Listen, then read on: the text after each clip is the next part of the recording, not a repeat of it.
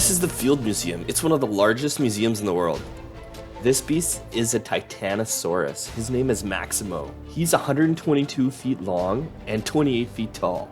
He's actually the largest dinosaur ever to be discovered. In the basement of the Field Museum, there's an underground adventure exhibit in which they shrink you down to 1/100th of your size, Magic School Bus style. So you can see the insects and the plant roots and all the microbes. We're 2.5 inches below the surface. Look at these roots! Soil profile.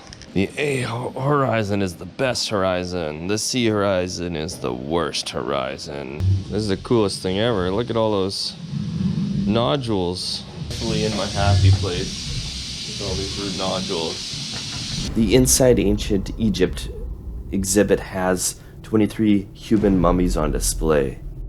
Oh, this is super cool. This is a scene from a tomb wall of a story of a pharaoh brought to life in these small miniature caricatures.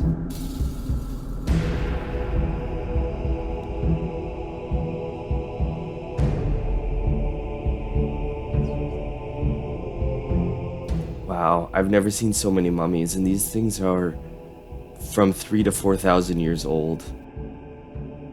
This is the mummy named Harwa. He died around 700 BC, the start of ancient Egypt's late period. Look at all this jewelry that he was buried with. I definitely wanted to be an Egyptologist when I was a kid.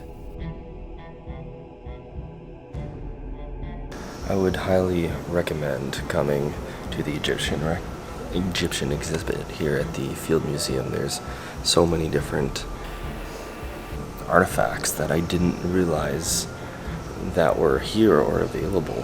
It's just been very eye-opening to see these things in real life that I've seen on the Discovery Channel for so many years.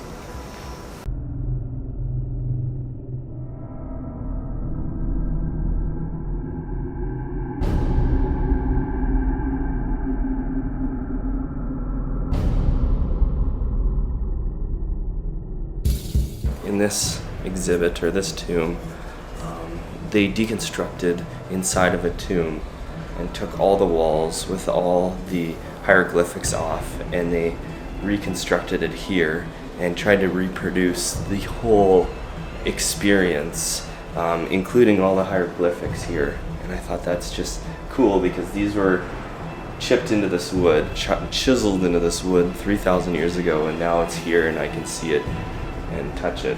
Well, almost touch it. A little shot of the archaeology lab. This is the DNA center, and this is basically what the lab looks like in the university. There's a fume hood, there's PCA machines, there's robots doing some pipetting, a basic lab for DNA extraction, amplification, and quantification. That's it. Pretty cool to see here in a public place where kids can come and look at it. They're showing some work on DNA barcoding, similar to what we do in plant breeding and what I did my PhD thesis on. Not DNA barcoding itself, but we use the same technology. Ooh, time to go prehistoric.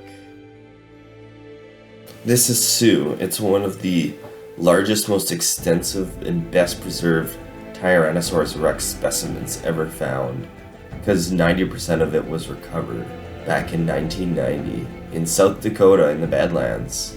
Sue's skull, somewhat disformed, missing some teeth. Here's Sue herself. She was just a graduate student when she found this T-Rex fossil. This room's like a command center showing all the mass extinctions in Earth's history. It's crazy to think how many species have went extinct. This fish was found in Canada 600 miles south of the North Pole, way up in the Arctic. I bet you when it swam there, it wasn't cold like it is now.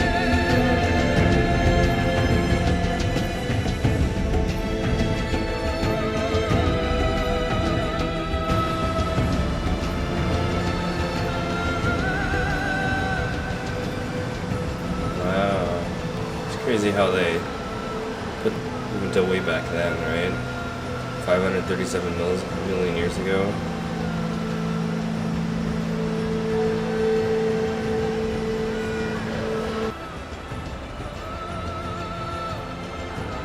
Look at this Triceratops.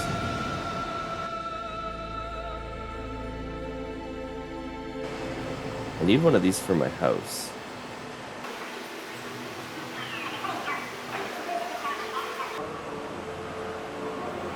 Good old Stegosaurus. How would your dad like that put on his wall? What is this thing? Irish deer.